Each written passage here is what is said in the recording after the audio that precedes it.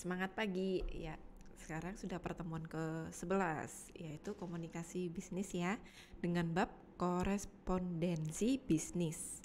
Oke, langsung saja kita mulai. Di korespondensi bisnis di pertemuan ke-11 ini saya akan bahas dua subbab. Yang pertama, korespondensi bisnis sendiri. Yang kedua, penulisan korespondensi bisnis. Untuk subbab yang pertama, korespondensi bisnis, saya akan membahas 3 indikator. Yang pertama adalah pengertian atau definisi dari korespondensi. Yang kedua, menjelaskan peranan korespondensi. Yang ketiga, menjelaskan isi surat. Untuk subbab yang kedua, penulisan korespondensi bisnis, saya akan membahas 5 indikator dari subbab yang kedua. Yang pertama, menyusut permintaan langsung. Yang kedua, permintaan langsung dan memo. Yang ketiga, pesan niat baik. Yang keempat, pesan buruk. Yang kelima adalah pesan persuasif. Langsung pada subbab yang pertama, yakni korespondensi bisnis. Untuk slide berikutnya, kita akan membahas definisi dan peranan korespondensi bisnis. Yaitu apa sih korespondensi bisnis itu apa? Nah, di sini berasal dari kata korespondenti, yaitu berasal dari bahasa Belanda yang berarti hubungan yang terjadi antara pihak-pihak yang terkait dalam bisnis, biasanya bersifat resmi dan dilakukan dengan surat menyurat. Untuk definisinya, lalu peranannya apa? Yang pertama, menciptakan surat yang baik, jelas dan tepat. Untuk yang kedua, menciptakan kerjasama yang baik.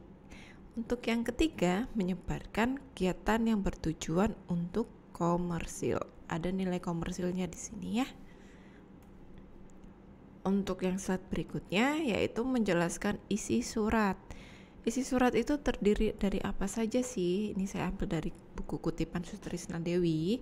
Yang pertama adalah bagian-bagian surat. Yang kedua, kop surat. Yang ketiga, tanggal pembuatan surat.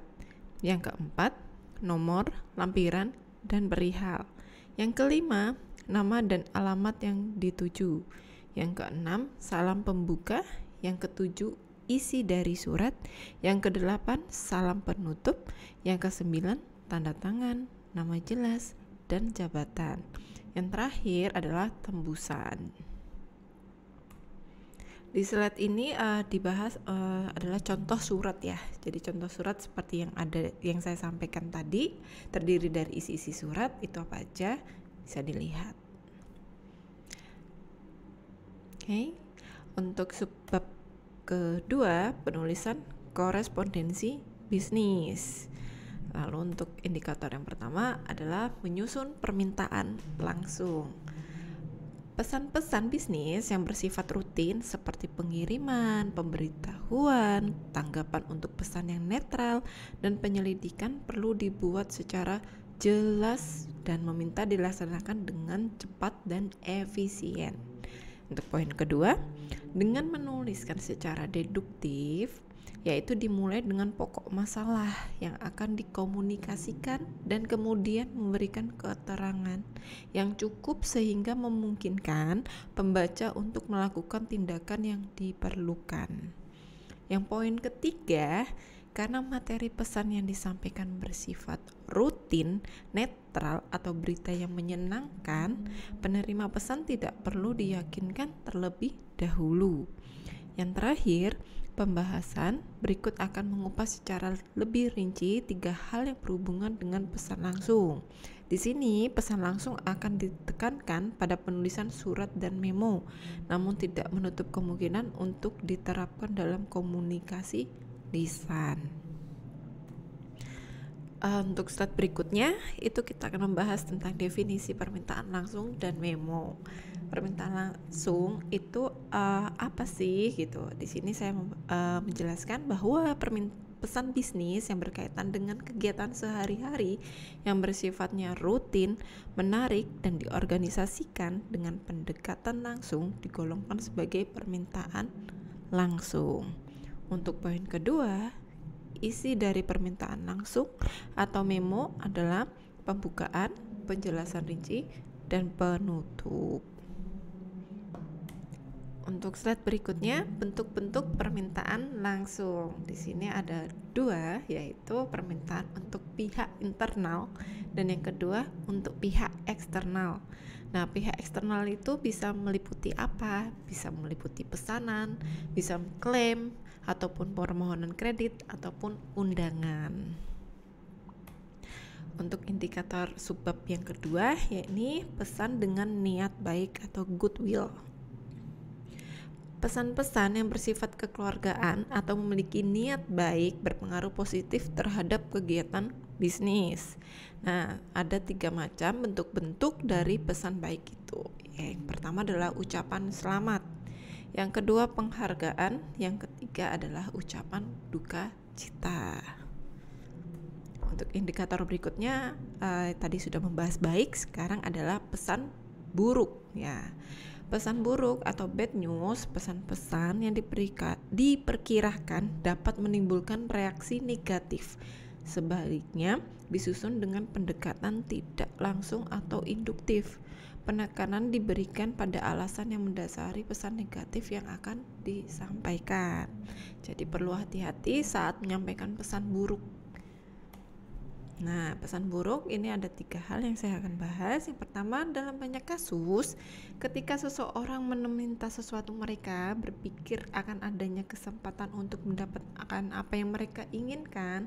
Sebagai akibatnya, ketika akan menolak permintaan dari seseorang, perlu lebih memperhatikan bagaimana hubungan antar individu yang terjadi setelah itu.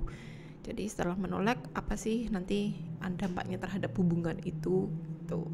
Yang poin kedua, untuk menyampaikan pesan negatif yang tidak menyenangkan dengan baik, perlu memprioritaskan pada sisi manusianya. Untuk yang poin ketiga, selain memperhatikan sisi manusia, analisis audiens merupakan faktor yang sangat penting dalam merencanakan pesan bisnis. Pertama-tama harus memperkirakan apa reaksi dari audiens setelah menerima pesan negatif yang diterimanya. Itu yang perlu dipahami saat menyampaikan pesan buruk. Jadi harus dianalisa dulu. Pesan ini akan berdampak apa untuk selanjutnya, terutama untuk dalam organisasi bisnis. Nah, di sini terdapat 5 tahap yang dapat dijadikan pedoman dalam penyusunan pesan buruk. Ini saya ambil dari kutipan Fix dan Gilsoft dalam Sri Haryani. Yang pertama adalah memulai dengan pesan yang bersifatnya umum. Yang kedua, jelaskan masalah yang terjadi. Yang ketiga, nyatakan pesan negatifnya. Yang keempat, tindakan yang diperlukan. Jadi ambil tindakan yang diperlukan. Dan yang terakhir, tutup dengan pesan positif. Pentingnya sebuah etika dalam komunikasi adalah ini ya. Langsung ditutup dengan pesan yang positif. Yang terakhir dari bab kedua adalah pesan persuasif. Sesuai yang pernah saya sampaikan di pertemuan awal, salah satu fungsi dari komunikasi adalah persuasif. Dan di sini kita membahas korespondensi bisnis yang mengambil dari fungsi tersebut, yaitu pesan persuasif. Pesan persuasif itu apa sih? Pesan yang dimaksudkan untuk mengubah pendapat, sikap, kepercayaan, atau perilaku individu maupun organisasi.